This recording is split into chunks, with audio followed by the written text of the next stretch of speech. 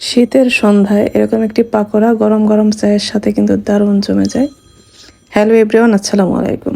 সাবিয়াস রেসিপিতে আপনাদের স্বাগত। আজকে আমি আপনাদের পাকোড়া তৈরি করে দেখাবো একদম ঘরে থাকা সাধারণ উপকরণ দিয়ে। খেতে হবে অসম্ভব মজার। তৈরি করা তো খুবই সহজ, চলুন তাহলে দেখে নিই। এখানে আমি একটি বোল নিয়েছি, এখানে আমি কিছু সবজি নিয়েছি, ফুলকপি নিয়েছি, আলু আর গাজর নিয়েছি। আমার বাসায় যে সবজিগুলি ছিল আমি ওইটাই নিয়েছি। আপনারা চাইলে কিন্তু যে কোনো সবজি দিয়ে এটা তৈরি করতে পারবেন। এটা কিন্তু একদম শুধু আলু দিয়েও তৈরি করা যাবে। এখন আমি এখানে কিছু মশলা অ্যাড করব। এখানে আমি পেঁয়াজ কুচি দিয়ে দিলাম, কাঁচামরিচ কুচি দিয়েছি, স্বাদ মতো লবণ দিয়ে দিয়েছি, ভাজা জিরার গুঁড়া দিয়েছি 1 চা চামচ, আদা বাটা দিলাম, রসুন বাটা 1 চা চামচ করে, হলুদের গুঁড়া দিয়েছি 1 চা চামচ,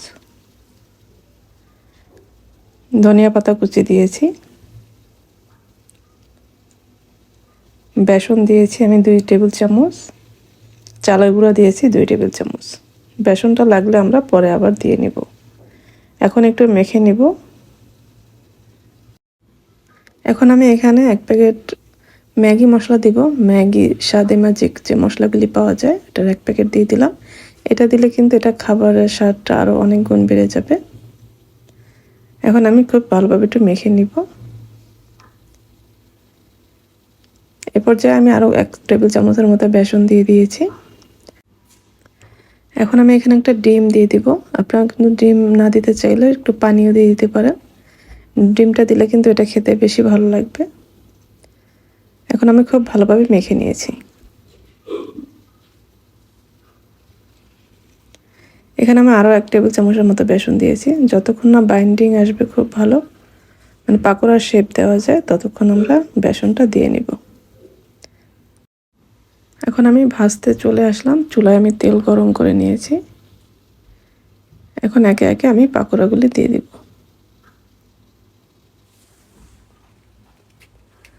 তেলটা মোটামুটি ভালোভাবে গরম করে নিতে হবে। এখন আমরা এটা একটু সময় নিয়ে উল্টে পাল্টে ভেজে নিব। যেহেতু আমি কিন্তু সবজিগুলো একটু মোটা মোটাই করে কেটেছি, একটু সময় নিয়ে ভেজে নিতে হবে। এই শীতে বিকেলে কিন্তু চায়ের সাথে এই সবজির পাকোড়াটা খুব ভালোভাবে জমে যায় আর খেতে ভীষণ মজা হয়। এই তো আমার পাকোড়াগুলো কিন্তু ভাজা হয়ে গেছে। আমি এখন তেল থেকে তুলে নিব। এইভাবে আমি পরের ব্যাচগুলিও ভেজে নিব। দেখলেন তো কত সহজে ঝটপট তৈরি করে নিলাম খুবই মজার একটি পাকোড়া। আশা করছি আজকের রেসিপি আপনাদের ভালো লেগেছে। ভালো লাগলে লাইক, কমেন্ট এবং শেয়ার করে দিবেন। যারা আমার রেসিপিগুলি ফেসবুক থেকে দেখেন পেজটি ফলো করার অনুরোধ রইল। আর যারা ইউটিউব থেকে দেখেন আমার চ্যানেলটি সাবস্ক্রাইব করার অনুরোধ রইল। সবাই ভালো থাকবেন। পরবর্তী রেসিপি দেখার আমন্ত্রণ রইল। আজকে এ পর্যন্তই। আল্লাহ হাফেজ।